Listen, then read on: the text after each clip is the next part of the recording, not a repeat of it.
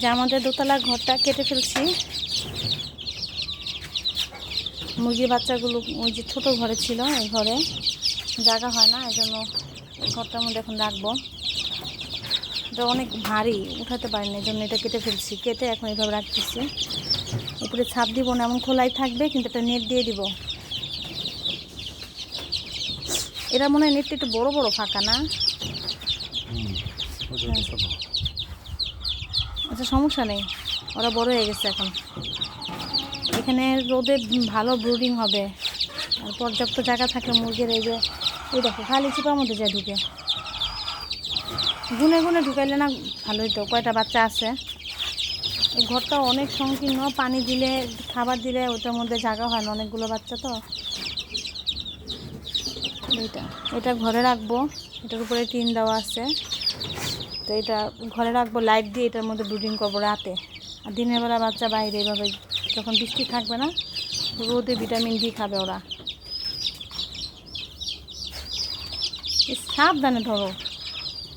এখানে দেশি ও ফাউমি দুই জাতের বাচ্চা আছে। আপনাদের যদি কারো দেশি ফাউমি বাচ্চা প্রয়োজন হয় অবশ্যই কমেন্টে জানাবেন। আমরা চেষ্টা করি ক্রেতাদেরকে সর্বোচ্চ সুযোগ সুবিধা দেওয়ার জন্য।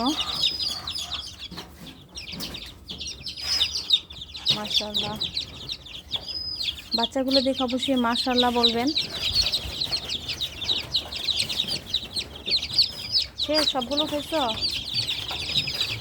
যে ঘরটা এত ছোটো, এই যে একটা বাচ্চা মারা গেছে এটার ভিতরে চিপাচিপির কারণে। এটার অর্ধেকেরও ছোট হবে, এই ঘরটার থেকে অর্ধেকেরও ছোট এই ঘরটা। যেগুলো হচ্ছে ওদের মা বাবা, যেমন বাচ্চাগুলো, মুরগির বাচ্চাগুলো মা বাবা এখানে।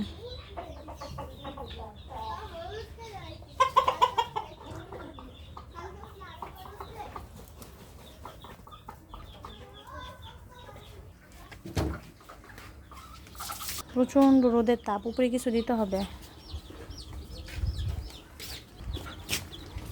একটা নেট আছে, এভাবে দিয়ে রাখলে আর কোনো সমস্যা নেই।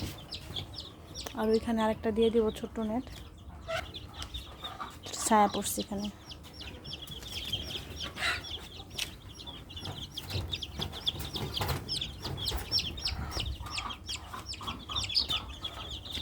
না